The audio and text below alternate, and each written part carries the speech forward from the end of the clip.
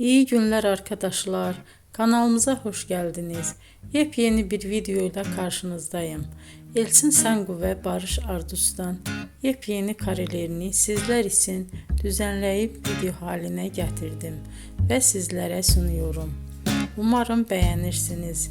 Elçin Sangu ve Barış Ardus Kiralık Aşk dizisinde birlikte rol almış ve herkes tarafından çok beğenilmiştiler. Biz de onların en güzel ve en özel karelerini sizler için hazırladık. Videoların devamını istiyorsanız kanalımıza abone olup sona kadar izlemeyi unutmayın. Hoşça kalın. Bizden bu kadar.